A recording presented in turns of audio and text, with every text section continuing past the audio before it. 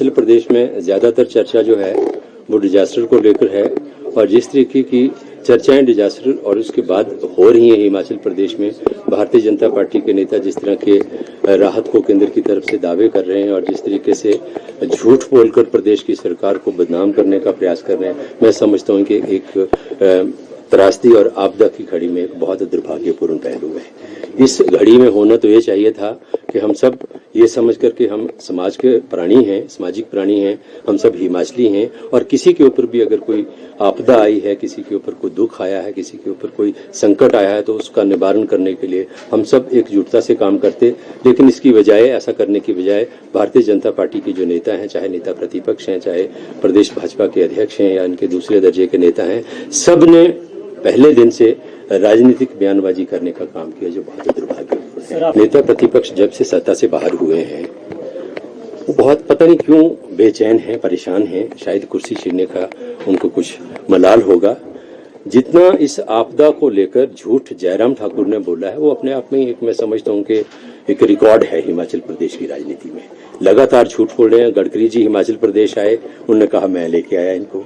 मैं ये पूछना चाहता हूं कि नितिन गडकरी परिवहन मंत्रालय के मंत्री हैं देश के, हिमाचल प्रदेश में डिजास्टर हुआ है, उनके विभाग से संबंधित जो संपत्ति है उसका नुकसान हुआ है, क्या उसको देखना उनकी जिम्मेदारी नहीं थी, उनका दायित्व नहीं था?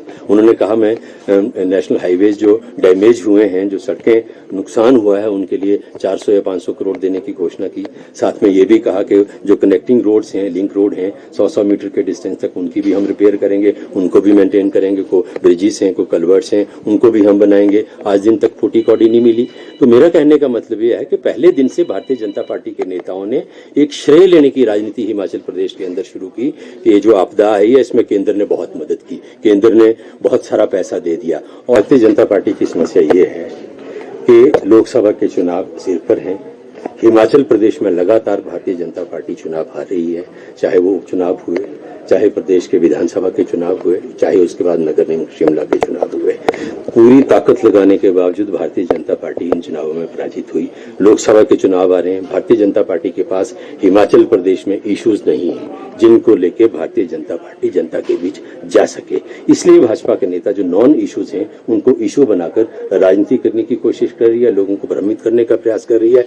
लेकिन हिमाचल प्रदेश के लोग, क्योंकि शिक्षित लोग हैं, अच्छी तरह से जान चुके हैं कि भाजपा लगातार हिमाचल प्रदेश के लोगों के साथ धोखा कर रही है। और मैं तो कहूंगा कि भारतीय जनता पार्टी कभी भी हिमाचल और हिमाचलियों की हितैषी नहीं रही है। कि देश के प्रधानमंत्री बहुत बार हिमाचल प्रदेश आए और हमेशा ये कहते हैं कि मैं तो हिमाचल का प्रभारी रहा हूं, गली गली में घूमा हूं, शहर शहर मैंने घूमा है, हिमाचल प्रदेश मेरा घर है। तो जब किसी के घर के ऊपर आपदा आती है, घर के ऊपर संकट आता है, तो प्रधानमंत्री के तौर पर तो वो देश के अभिभावक हैं, गार्डियन है, हमारे भी हैं। तो इस दौर में, इस संकट की घड़ी में दो शब्द प्रधानमंत्री नरेंद्र मोदी जी ने ट्विटर हैंडल के माध्यम से भी सहानुभूति के हिमाचल प्रदेश और हिमाचल प्रदेश के जो इस डिजास्टर में प्रभावित लोग हैं उनके लिए इस्तेमाल नहीं किए। ऐसा क्यों? मैं समझता हूं कि प्रधानमंत्री जी ने भी अपनी पूरी ताकत विधानसभा के चुनावों में भाजपा के जिताने के लिए झोंकी थी। और जब भाजपा हारी तो कहीं न कहीं उनके मन में ये पीड़ा जरूर है कि हिमाचल प्रदेश के लोगों ने उनकी जो एक हीरोइक छवि है, जो उनका एक वो समझते हैं कि मैं जहां जाऊंगा वहां मोदी मोदी हो जाएगी, उस छवि को खंडित करने का काम हिमाचल प्रदेश के लोगों ने किया। तो उससे कहीं न कहीं हिमाचलियों के प्रति उनके मन में, मैं समझता हूं कि कोई ऐसी रिजर्वेशन तो है जिसकी वजह से इस आपदा की घड़ी में वो मदद नहीं कर रहे हैं। भारतीय जनता पार्टी के लोग बार बार एक शब्द का इस्तेमाल कर रहे हैं कि केंद्र ने सहायता की, केंद्र ने मदद की। हालांकि किया कुछ नहीं है, जो हमारा अधिकार है वो भी नहीं मिला हमें अभी। मुझे सहायता शब्द से परेशानी है, इस शब्द से परहेज है। हम इस देश के नागरिक हैं।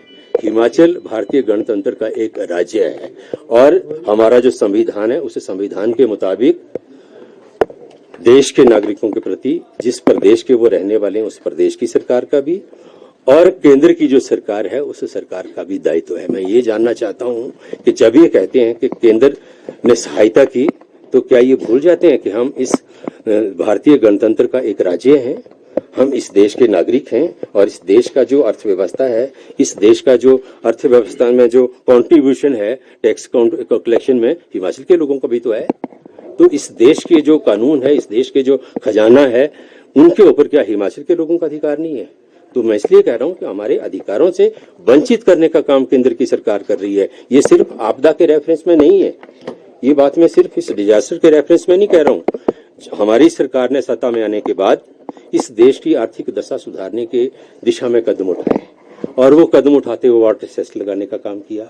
यही वाटर सेस उत्तराखंड की सरकार पहले से ले रही है, यही वाटर सेस सिक्किम की सरकार ले रही है, यही वाटर सेस जो है वो JNK की गवर्नमेंट भी ले रही है। जब हिमाचल सरकार ने वाटर सेस लगाया तो केंद्र की तरफ से चिट्ठियां आनी शुरू हो गई कि वाटर सेस आप नहीं लगा सकते। और जो हमारे SJVN है, इस तरह के जो पावर प्रोजेक्ट्स लगाने वाली कंपनीज हैं, उनको प्रवोक किया गया कि वो वाटर सेस ना दें। तो एक तरफ आप प्रदेश को आर्थिक तौर पर स्वावलंबी बनाने का जो काम प्रदेश की सरकार करने जा रही है उसको नहीं करने दे रहे, उसमें भी आप अपने जो केंद्र सरकार की, मैं कहूंगा, मुझे ऐसे शब्द पता नहीं कहने चाहिए कि नहीं, लेकिन मैं क्योंकि व्यथित हूं इसलिए मैं कहूंगा कि एक तरह की दादागिरी हिमाचल प्रदेश के खिलाफ जो है वो केंद्रीय सत्ता जो है वो कर रही है।